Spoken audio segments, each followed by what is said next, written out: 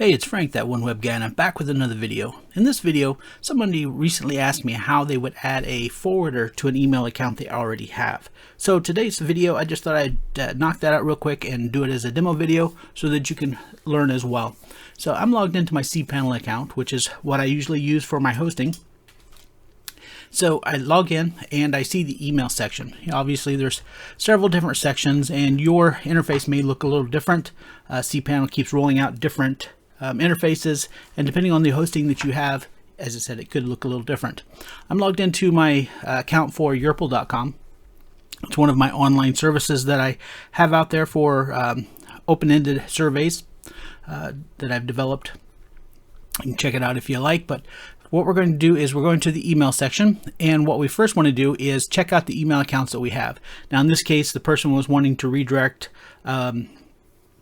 maybe their name to an info account or a support account or something like that. So I have a couple in this here. I have a demo, support, and then just a catch-all. And all of you will have a catch-all, and that's where, you know, if there's not an email address there, it will go into that if you have it set up that way. That's a different video, but what I'm going to do today is I'm going to set up an info account and redirect it to support. So what I want to do is go back to my previous screen, and I want to do what's called a forwarder. So you can see here that we have a forwarder right next to email accounts, and all it does is it forwards to somewhere else. Now you can see that I have a help desk and I have these different email addresses, and I have them set up and they're forwarding using a PHP script to go to my support desk. But in this case, I wanted to go to support itself, just the support email. So what I'm going to do is I'm going to create add forwarder. I'm going to type in info, and that's all I need to put because it's going to use info at the domain that I'm at. So it says at yerple.com, and I want to forward it to support at yerple.com. And once that's done, now it has an option to discard, send an error message or a failure message. So maybe you're getting a lot of spam someplace, you could click this and discard it. You know, so no such person at this address, or a failure message or something of that. And there are some advanced options that you can check out, like what I talked about forwarding to my help desk. I piped it to a program, and you'd have to have that path based on the software that you're using. But let's keep it simple. I'm just going to info at yerple.com, and it's going to forward to support at yerple.com. I'm going to click add forwarder. An email sent to info at yerple.com will now be copied to support at yerple.com.